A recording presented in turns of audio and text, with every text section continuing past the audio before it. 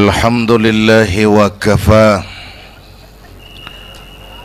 wassalatu wassalamu ala sayyidina Muhammadin al-Mustafa wa ala alihi wa ashabihi ahli sidki wal wafa, amma ba'du. Para ulama yang saya muliakan, hadirin hadirat yang saya cintai, alhamdulillah malam ini kita sudah banyak mendapat mutiara-mutiara yang sangat berharga yang baru saja disampaikan oleh Bang Haji Roma Irama. Saya yakin besar manfaatnya buat kita semua. Mudah-mudahan apa yang kita dengarkan bisa kita amalkan. Saudara-saudara, sekarang ini banyak orang bisa memberi contoh, tapi sedikit orang bisa menjadi contoh. Ngasih contoh mah gampang, jadi contoh susah. Karena beliau manusia. Laqad ja'akum rasulun min anfusikum. Kalau kambing disuruh nyontoh ayam, yang nyuruh nyontoh kagak punya pikiran. Ya, kagak level. Kambing mah nyontohnya kambing, kebo nyontohnya orang, nyontohnya orang. Makanya Nabi kita orang, bukan malaikat, bukan jin, bukan dewa, manusia. Kalau manusia disuruh nyontoh manusia, itu perintah masuk akal, predispositionnya sama. Kalau disuruh nyontoh malaikat mah ribet kan. Malaikat bagaimana nyontohnya, dia mah tidur kagak, makan kagak, sama duit budeg, sama perempuan kagak open, lah susah nyontohnya. Ya, Superman tuh biar hebat nggak bisa dicontoh Superman, bagaimana terbangnya, lagian pakai celana dalam di luar pan, nggak bisa dicontoh Superman mah. Nabi kita manusia utuh, cuman sungguh pun manusia, kualitasnya beda. Ini namanya basyarun la kal basyari, manusia memang, tapi jangan samain, bobot bibitnya beda. Contoh, kita nih manusia, kita tidur. Nabi kita manusia, beliau tidur. Tidur Nabi, tidur mata doang, hatinya nggak pernah tidur. Tuh bedanya sama kita tuh. Tidur kita keblek, asal tidur habis-habisan. Lagi kita manusia, kita keringetan. Nabi kita manusia, keringetan. Keringet Nabi harum wangi, bau minyak kasturi, zaman belum ada parfum. Keringet kita udah rasain aja masing-masing dah, jangan pakai dikebet udah.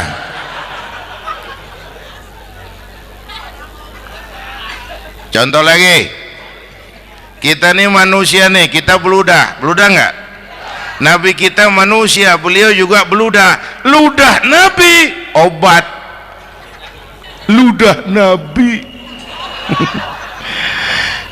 itu pan waktu mau hijrah kan sama Sayyidina Abu Bakar, sampai di Gua Sur, Sayyidina Abu Bakar bilang, saya turun duluan ke gua ya Rasul. Ngapain? Bersihin gua, takut ada binatang berbisa. Silakan turun. Sayyidina Abu Bakar bersihin gua, bener tuh, tangannya digigit kalajengking, sakit, ngebet, bengkak. Kalajengking Arab ya, emang di Arab kejadiannya. Heran nyaut aja bener. Ditahan aja, udah aman ya Rasul, silakan turun. Lama-lama dalam gua berduaan kelihatan juga Sayyidina Abu Bakar mukanya pucat. Nabi tanya, mabalu kayak Abu Bakar? Abu Bakar kenapa? Nggak apa-apa. Berat meninggalkan Mekah? Enggak. Malas hijrah ke Madinah? Enggak. takut diubur-ubur Quraisy. Orang kata enggak, itu mah enggak. Loh, kenapa muka kamu pucat? Tangan digigit kalajengking. Ngapa nggak ngomong dari tadi? Saya nggak mau nyusahin Tuhan ya Rasul. Biar saya tahan, asal jangan nyusahin Tuhan. Ah, jangan begitu kau. Sini tanganmu, diambil sama baginda Nabi. Bismillahirrahmanirrahim. Cuh, diludahin, ringkes, sembuh saat itu juga. Ludah Nabi. Pengen tahu kita yang ludahin, bengkak campur koreng.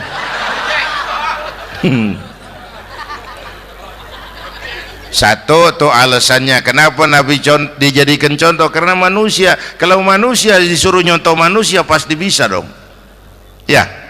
Nah, yang kedua, karena tadi kata Bang Haji Oma, pribadinya itu pribadi yang multidimensi. Mau nyontoh apa? Pak, saya ini pengusaha Pak. Nabi umur 9 tahun udah ke Syria tuh, dagang lintas negara, Syam tuh. Saya jenderal Pak, Nabi mimpin tentara di medan perang Mas. Saya mau balik Pak, Nabi dakwah Bung. Saya guru Pak, Nabi ngajar Mas. Innama bu'istu mu'alliman, aku diutus sebagai guru, guru umat, guru bangsa. Saya politisi Pak, Nabi diplomat ulung Bung. Saya presiden Pak, Nabi mimpin bangsa dan negara Mas. Saya kepala rumah tangga Pak, Nabi punya anak bini Bang. Ayo lempengan mana dulu cari ngomong. Malah Nabi Isa tuh nggak bisa jadi contoh bagaimana membina rumah tangga bahagia. Bagaimana membina rumah tangga bahagia menurut contoh Nabi Isa? Nggak ada Mas. Kenapa? Nabi Isa belum sempat kawin. Ya, Nabi Isa belum sempat kawin. Ada pengikut Nabi Isa menyangka nggak kawin ajaran Nabi Isa, pada ngikut lagi nggak kawin. Tuh pastor tuh mubazir, orang dikasih perabotan. Bang bener, saya kalau dalam Islam kiai kagak boleh kawin, saya pilih berhenti jadi kiai. Kalau kagak ada giro-giroan, botak rambut.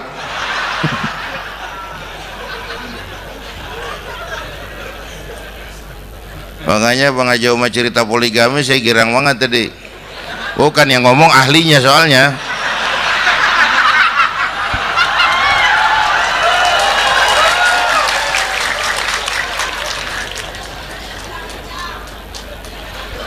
Dadah gitu aja deh ya. Nah, kata Imam Busair ini yang dahsyat. Ka'annahu wa huwa fardun fi jalalatihi fi askarin hina talqahu wa fi hasham.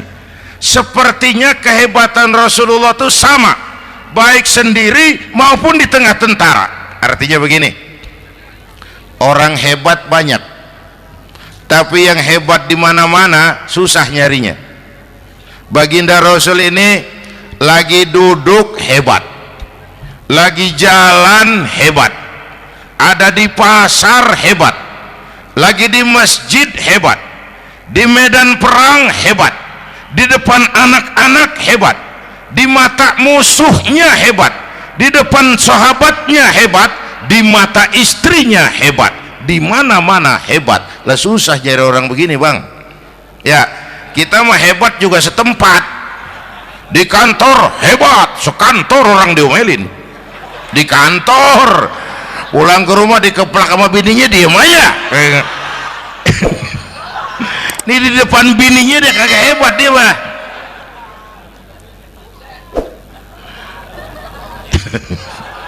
Oke, lalu kalau begitu soalnya apa yang mau kita contoh? Saya sampaikan 3 aja. Pertama, Nabi kita ini tokoh yang sejak kecil udah ditempa kesusahan. Bu, tadi kata Bang Haji, Islam mengangkat derajat kaum perempuan karena perempuan banyak melahirkan orang besar. Lihat Sayyidah Aminah, ibunda baginda Nabi, melahirkan anak pertama tanpa didampingi suami. Meninggal suaminya, sedih hatinya, remuk perasaannya tapi tegar jiwanya. Dilahirkannya bayi bernama Muhammad, diasuhnya penuh kasih sayang, diantarnya menjadi orang besar dan memang dibesarkan oleh Allah. Itu contoh tuh Bu.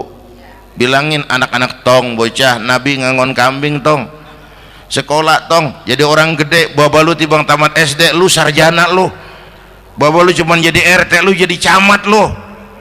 Biarin malu baba lu pala jadi kaki, kaki jadi pala, asal lu terus sekolah. Bu, anak sekolahin, gelang doang digedein lu. Nih kan kita Betawi nih pendidikan ngentengin banget kotan. Udah dong jangan tinggi-tinggi sekolah udah. Ngapa mak? Bawa lu kagak sekolah hidup noh.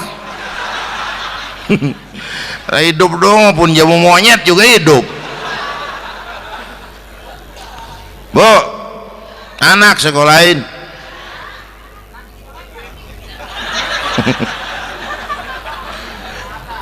Mahatma Gandhi, kecilnya begeng ceking cacingan leatim, emaknya tuh Gandhi sekolah nak, Gandhi belajar nak, Gandhi jadi orang besar nak, kalau perlu belajar ke Inggris biar Inggris menjajah kita, gak apa-apa kau sekolah ke Inggris tapi jangan jadi Inggris nak, jangan pacaran sama bule, jangan sentuh minuman keras. Gandhi jadi orang besar. Mahatma Gandhi tumbuh karena dorongan emak. Mak udah yatim. James Watt, Kang Bandrek. Emaknya tuh yang dorong tuh jadi orang besar. Belum lagi perempuan yang jadi besar. Di Indonesia ada Kartini, di Jawa Tengah ada Dewi Sartika, di Jawa Barat Dewi Sartika, di Bengkulu ada Fatmawati Soekarno sang penjahit bendera merah putih, di Aceh muncul Laksamana Malahayati, disusul kemudian oleh Cut Nyadin, baru kemudian muncul Cut Koko, Cut Meme, Cut, ya udah tak cut lain dah.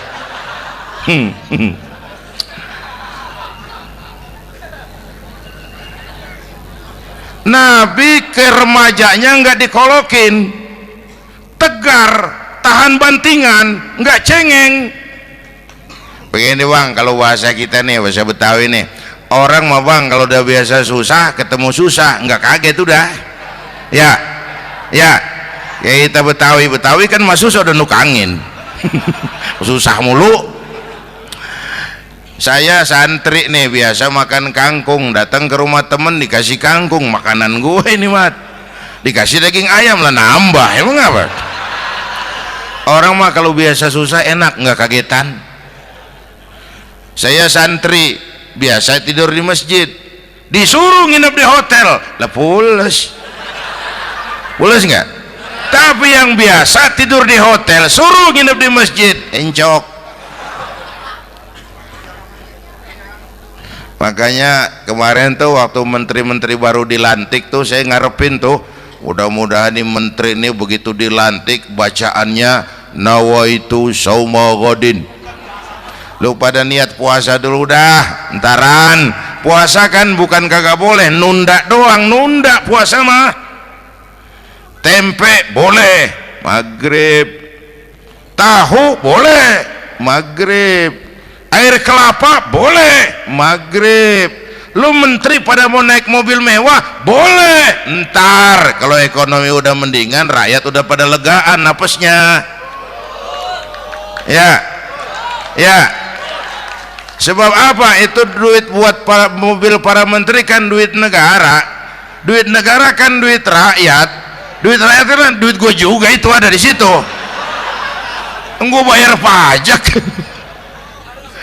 Sayangnya kebanyakan pejabat kita asal dilantik aja bacaannya Allahumma lakasumtu, niat buka puasa. Orang buka puasa kan kemaruk apa jadi gares ya.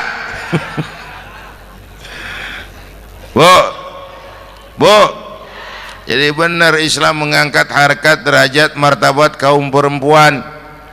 Kata Bang Haji Umar tadi, dengar nggak tuh? Waktu Nabi ditanya, ya Rasul, siapa yang paling harus saya taati di dunia? Ibumu. Setelah itu, ibumu.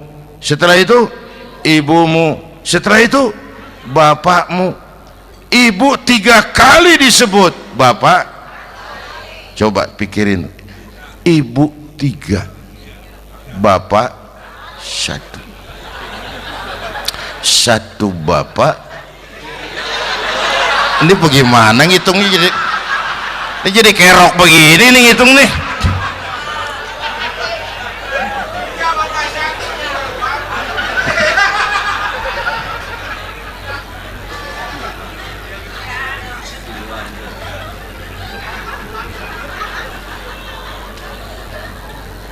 Jangan takut ngadepin susah. Hidup nih keras, kerja keras, perseringat banting tulang, ya Bu. Satu.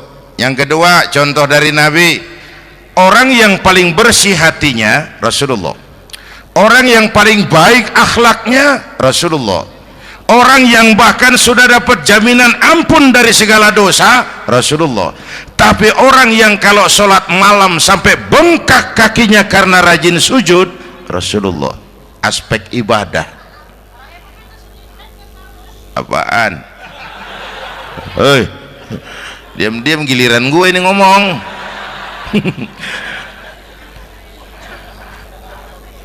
Lo ngomong lagi udah gue pulang. Canda neng. Udah gantian ya. Ya, apaan urusan? Orang yang dosanya udah dapat jaminan ampun, kalau sholat malam bengkak kakinya karena rajin sujud. Saya tahu di sini juga banyak yang kakinya bengkak. Semurat. Oke.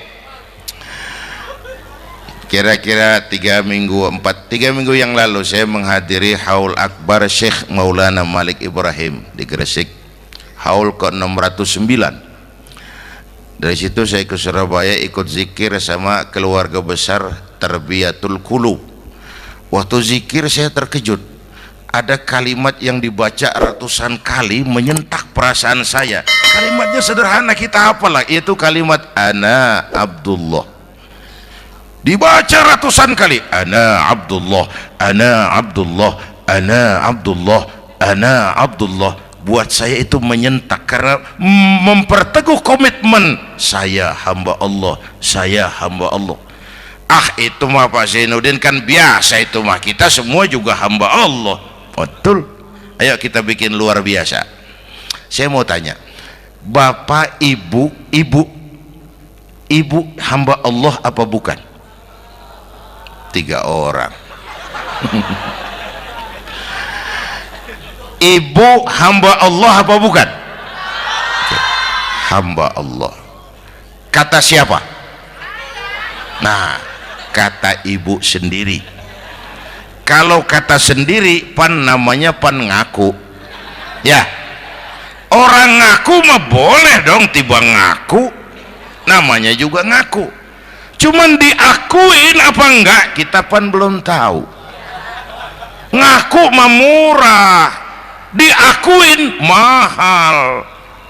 Ya, yang gampang dah. Ibu kenal sama Presiden SBY? Kenal. Presiden SBY kenal sama ibu? Lo ngaku, lo ngaku.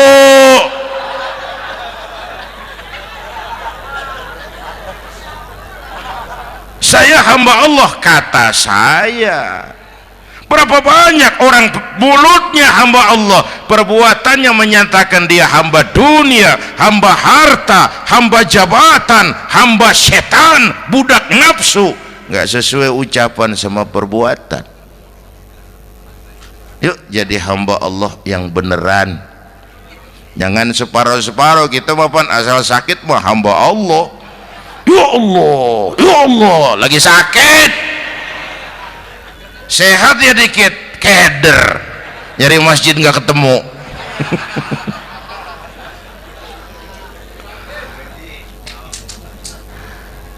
Apalagi kata Bang Haji tadi nih, kita nih kan zaman entertain nih, orang pada pinter bikin bungkusan sekarang Bang ya, abad entertain, orang pada bangun pencitraan. Tadi itu kiai sama dukun tipis bedanya. Dukun pada pasang iklan sekarang, ketik reg. Waduh, sampean lahir hari Selasa, nggak cocok di air, ono di hutan sono. Larang udah dagang es jadi berhenti, nggak cocok di air.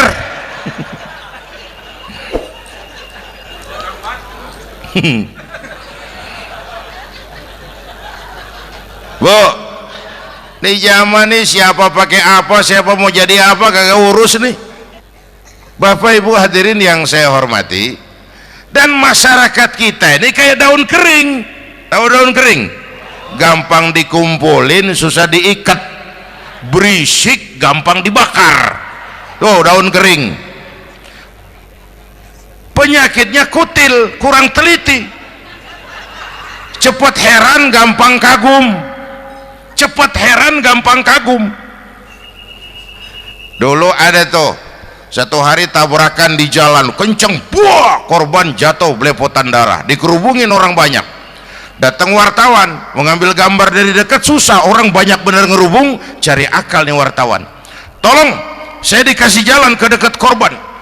Orang nengok semua, saudara siapa? Saya bapaknya korban katanya. Dia ngaku bapaknya korban. Ya orang minggir semua, minggir, ini ada bapaknya korban. Orang minggir semua, dia maju ke depan korban. Sampai di depan korban pucat mukanya tuh wartawan. Kenapa? Yang ketabrak anak monyet Pak. Dia udah kedongan ngaku bapaknya korban.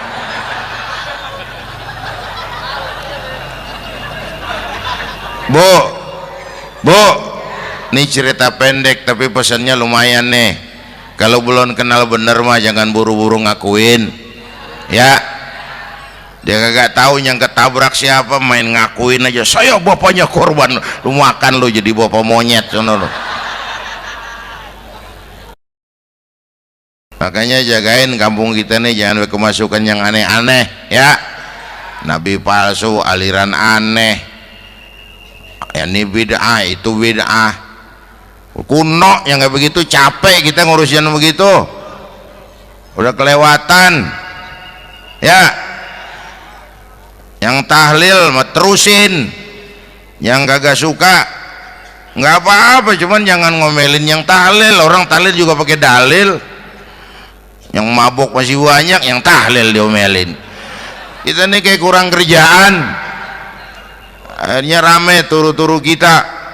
Padahal yang harus kita kembangkan kan rukun antar umat seagama, rukun antar umat beragama, rukun antar umat beragama dengan pemerintah. Kata Bang Haji Omar tadi, rukun antar umat seagama. Turu-turu kita muslim nih kudu rukun. Beda pendapat boleh, marahan jangan ya. Tangan kanan sama tangan kiri juga beda, cuman rukun. Asal kiri gatal nih, kanan kagak diundang, dia malah datang aja nggak rukin. Nggak ada kiri gatal kanan ngomel, lu garuk aja sendiri. Nggak, dia mah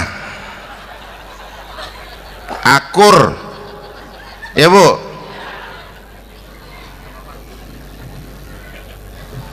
Yang kedua, rukun antar umat beragama.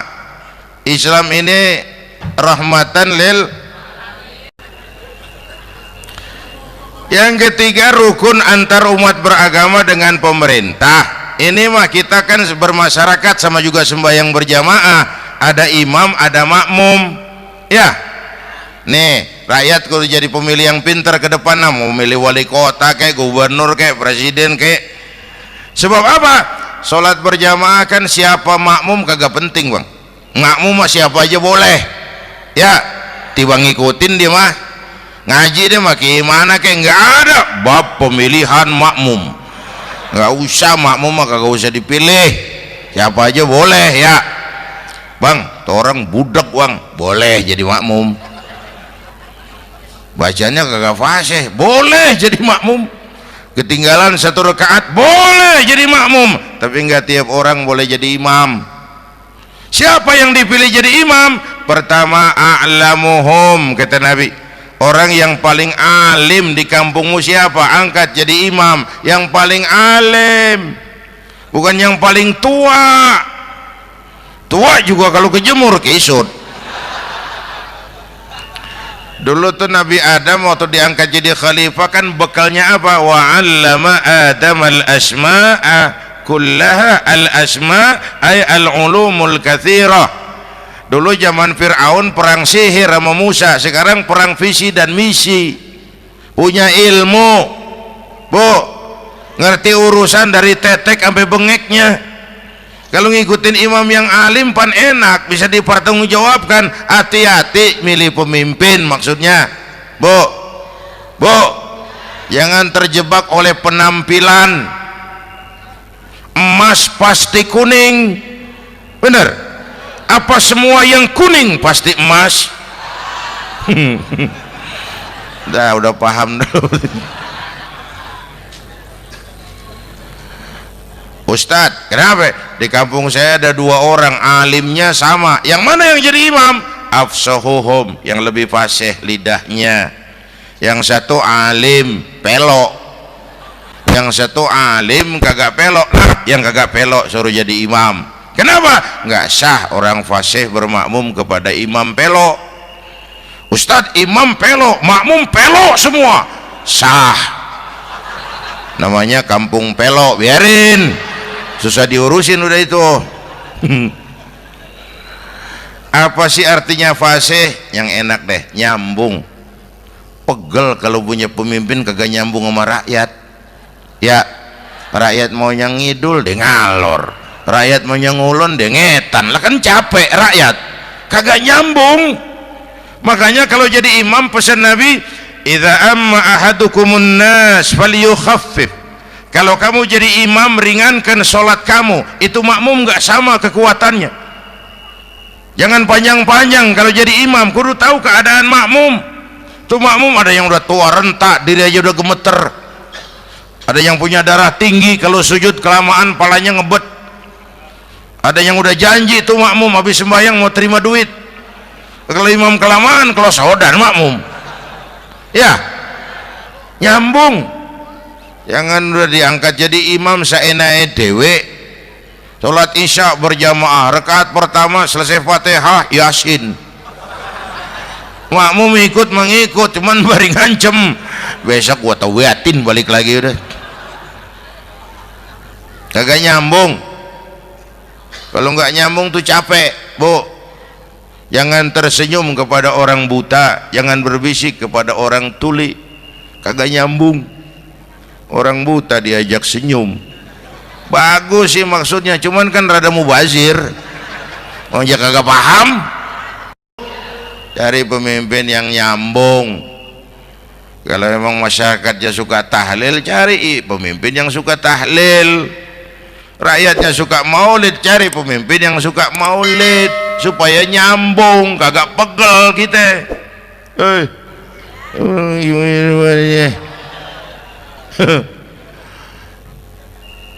Bapak Ibu hadirin, saya balik urusan kita. Nyontoh Nabi ibadahnya luar biasa. Bu, kita ini perlu Allah. Kita ini perlu Allah. Semua kita perantau di bumi Allah ini. Perantau pasti pulang.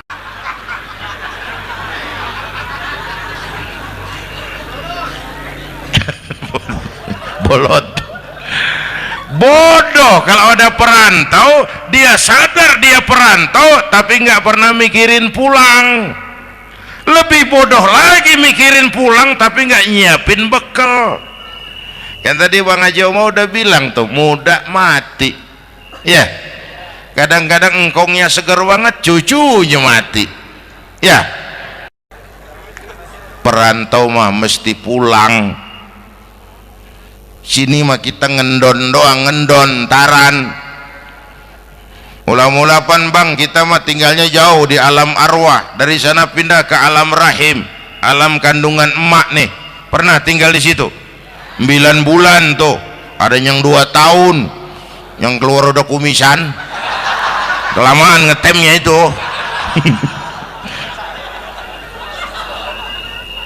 Dari sisi ini mau pantas ibumu, bapakmu, karena alam rahim fisik dan psikis emak lebih capek dari kita bapak. Kita mah orang laki mah, kita mah investor gitu mah, nanam modal doang. Yang ngolah pabrikan emak tuh, ya mak. Pabrik. Anak-anakku remaja, pemuda yang hadir, masya Allah, emakmu, emakku, emak kita semua nih, dari mulai ngidamin kita udah kita seksa nih emak nih. Dari mulai ngidamin kita udah kita seksa emak nih, muntah nggak urus. Mending ada yang dikeluarin mah enak, lega. Ini kagak ada apa-apanya. Bener mak. Yang dipengenin yang kagak musim, lah kan setengah mati lagi urusan. Tengah malam pengen megang pala kereta, lu jorok bener lu, gue heran.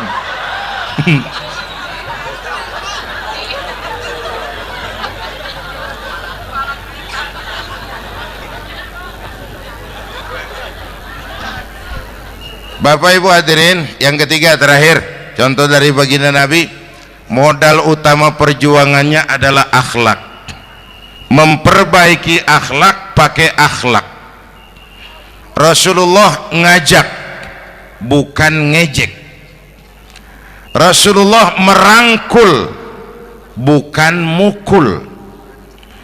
Rasulullah pakai argumen, bukan pakai sentimen. Tujuannya adalah kebenaran, bukan menang-menangan. Prinsip dakwahnya basyiru wala tunafiru, yassiru wala tu'assiru. Gembirakan orang, jangan ditakut-takutin. Mudahkan urusan orang, jangan dibikin sulit. Di masyarakat memang mendingan rakyat rendah berakhlak tinggi daripada pejabat tinggi berakhlak rendah. Dulu tahun 50-an orang kita kalau pergi haji ke Mekah 6 bulan. 6 bulan tuh orang udah pada lupa aja baru pulang. 6 bulan yang ada cuman kapal laut, Mekah Madinah onta, banyak rampok lagi di gurun pasir Baduy itu. Dulu orang tua kita belajar manasik, kalian belajar silat. Sekarang karena kemudahan kemajuan ilmu menciptakan Boeing memotong waktu 5 bulan, orang pergi haji cukup sebulan. Bapak Ibu hadirin yang saya hormati, oleh karena itu menjaga nilai-nilai akhlak itu penting. Kepada siapa kita harus berakhlak? Pertama, kita harus berakhlak kepada Allah. Bagaimana caranya? Jangan menyekutukannya dengan sesuatu pun. Yang kedua, jangan menyembah kecuali hanya kepadanya. Yang kedua, kita harus berakhlak kepada sesama tadi itu. Yang ketiga, kepada lingkungan. Saya dulu masih zaman ada almarhum kakek saya, engkong. Kampung saya banjir, air masuk ke rumah. Saya teriak, "Kong, banjir, Kong." Engkong saya ketawa, "Biarin, bukan salah air." Habis, salah lo. Salah kita bagaimana, Kong? Lah lo tempat air lo tempatin. Yang punya tempat datang ya kagak ngerti, ini tempat gua, ini di sini nggak pada lo, lah banjir. Engkong saya nggak makan bangku sekolahan, tapi wise Pak. Air kan bukan musuh, air kan temen kan kudu punya tempat. Lalu kagak punya tempat, pantas kemana dengan ayam, banjir. Ya, dulu saya remaja ngaji babul istinja, kiai ngajar makro buang air kecil di tanah berlubang. Saya tanya, kenapa makruh Kiai? Pertama, untuk alasan kesehatan. Siapa tahu di lubang yang kamu kencingi ada gas beracun. Kalau tidak Kiai, kalau tidak maka artinya melindungi binatang yang ada di dalam lubang. Siapa tahu di lubang yang kamu kencingin ada semut. Sedang rapat membahas laporan Susno Duaji. Apa dosanya lalu mati dikencingin? Ini namanya rahmatan li semut. Saya mau bilang alam sekarang tidak seramah dulu karena kita juga nggak ramah sama alam.